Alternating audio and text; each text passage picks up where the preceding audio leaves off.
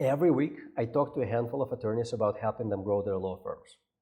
Invariably, the conversation focuses on how to get more clients. And truly, this is what it's all about, right? To grow, you need to have effective marketing and sales in place. But in order for your marketing and sales to be effective, you need to build a foundation, or you need to have somebody else build that foundation for your law firm. Here's what I mean by foundation. Foundation starts with understanding what business you're in, right? Yes, you provide legal services, and that's obvious. But what business are you in as far as just the business itself? Here's how I think about it. If you practice law, there are three business factors that impact your ability to grow. Factor number one is location of your business. Are you located in a metro area or in a rural area? The more populous the area, the higher the probability that there's going to be a lot more demand than in not populous areas. Next factor that you have to look at, what is the practice area or practice areas that you focus on? Do you focus on corporate law, family law, estate and probate, or personal injury? Let me tell you, based on data, there is a lot more demand for personal injury attorneys than there are for corporate attorneys or estate and probate. How do I know? We look at data from Google. Who is searching? How many searches there are every single month for every metro area? There are a lot more searches for personal injury attorneys than there are for corporate attorneys. Thus, there is a lot more demand, according to this evidence, for services of lawyers that practice personal injury than those who practice corporate law. The third factor is how much competition there is. Obviously, in metro areas, for personal injury, there will be a lot more competition than in a rural area for an estate and probate attorney. Makes sense. But you have to look at those three fundamentals. In fact, I think when you talk to most lawyers, like, how'd you get into this practice area or that practice area? Why'd you decide to practice criminal defense versus personal injury versus bankruptcy versus family or anything else? They usually somehow like fall into that practice area. When I started clerking, I liked this, so I decided that. It's not a business-based decision. Like lawyers, they choose practice areas based on what they like, not where the money is. Of course, there are exceptions to this rule. There are quite a few lawyers who are very business-minded, and they went after things that paid the most. It's like doctors, right? If you want to make the top dollar for a doctor, you go into oncology.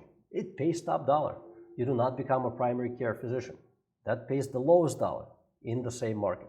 With law, it's the same thing. If you do not care about what practice area you're going to choose, you care about building a substantial business that's going to be profitable, well, then you focus on those practice areas where there's a lot of demand and where there is an average payout is high for the amount of time and effort that gets put into it. So this is part of the foundation that you have to build before you think about growing your law firm, because growing your law firm is not about attracting a few more clients per month or per quarter or whatever it may be.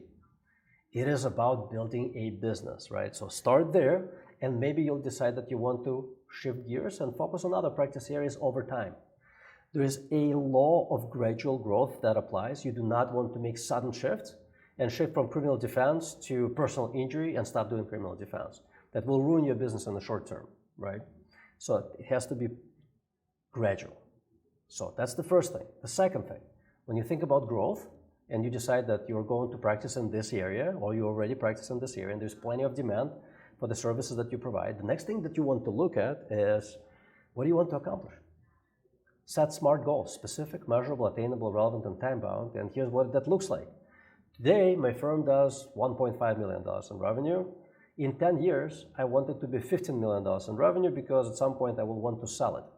It's really hard to sell a solo practice or a small law firm. It's a lot easier to sell a $15 million law firm. A lot easier, because then it's a business. It's not just you operating this thing or a group of partners who are operating the thing and they're just sharing expenses, which most small law firms, that's the setup, right?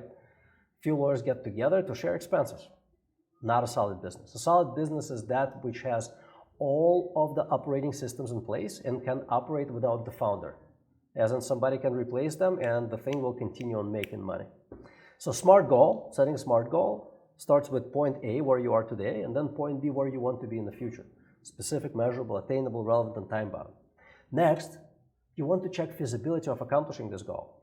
So when we talk about growth, yes, we are focused on growing sales, obviously. How do you grow sales? Well, there has to be substantial demand. So somebody has to help you determine whether there is substantial demand in your market to achieve your growth objectives. Super important.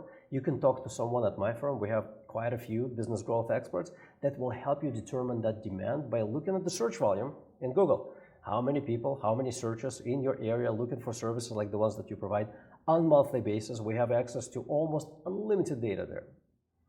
Once you establish feasibility, the next thing that you want to do is you want to have a plan in place. Here's how we're going to grow.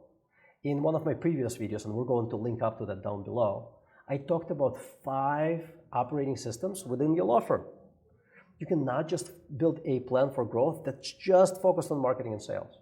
Make sure that you look at other operating systems within your business, which are management/leadership, HR/team, and operating system. And the other 2, obviously, marketing and sales, which is responsible for bringing in prospective clients and converting them into paying customers.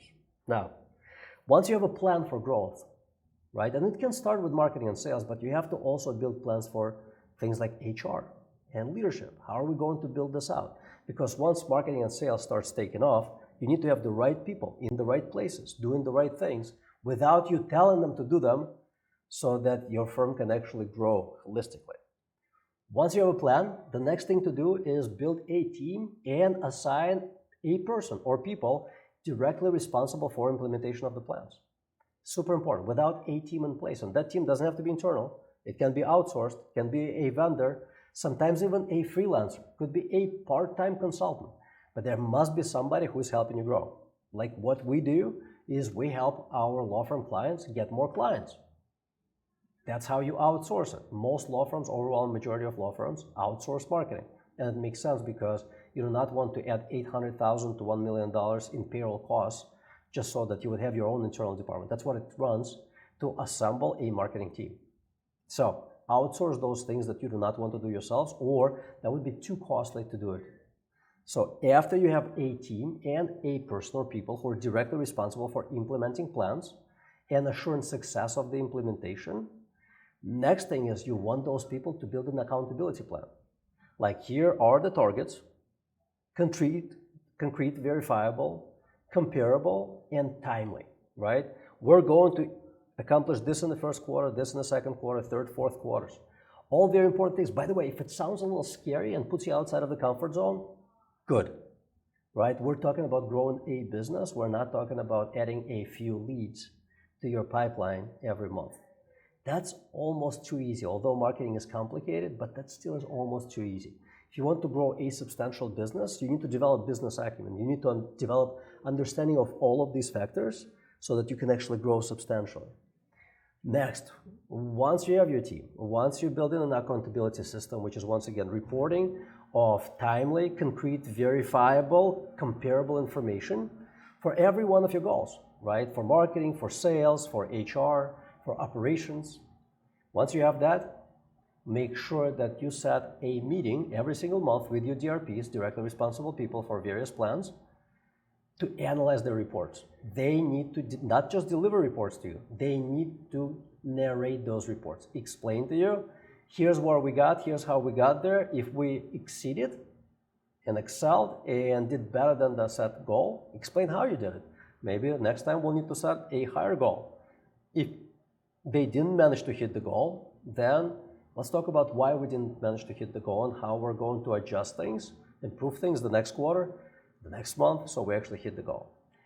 Again, a lot of this could be putting you outside of your comfort zone, and that's awesome. This is where growth happens, right? When I think about it, it's the same thing as weightlifting or any type of training, right? When you're starting something, when you're starting learning something, practicing something new, it's difficult at first. Business is the same way. If it was easy, everyone would be a multi-millionaire running humongous firms.